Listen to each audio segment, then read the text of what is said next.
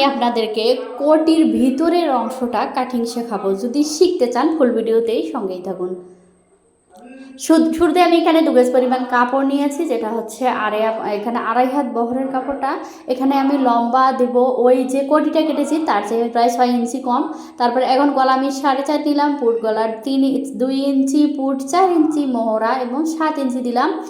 তারপর চলে যাচ্ছি বড়িতে। বড়ি 34-এর জন্য 28.5, আমি 9.5 ইঞ্চি দেবো এক্সট্রা সেলাইয়ের জন্য। এখন শেষ তো আমি 14.5 ইঞ্চি নির্মাণ করে শেষটাতে আমি কমরটা দেবো। কমরটা হচ্ছে 8.5 ইঞ্চি, আমি আশা করি বুঝতে পেরেছি।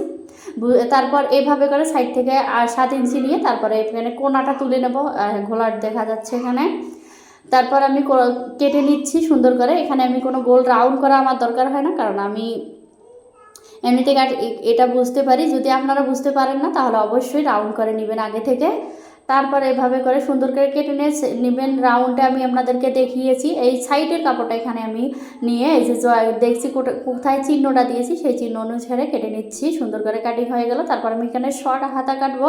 হাতা এখানে আমি যেহেতু এটা উপরে কোটি একটা ফুল হাতা থাকবে, তাই শর্ট হাতা এখানে 3.5 ইঞ্চি রাউন্ড করে নিব। তারপরে চওড়া আমি হাতার মাপের চেয়ে এখানে 1.5 ইঞ্চি বেশি দিচ্ছি। লম্বা আমি এখানে হাতা লম্বা 7 ইঞ্চি নিচ্ছি, 7.5 ইঞ্চি নিলাম কিছু সেলাইয়ের জন্য, বাকি অংশ থেকে থাকবে। তারপর এখানে মোহরা 6 ইঞ্চি, মোহরি 6 ইঞ্চি রেখে কেটে নিচ্ছি।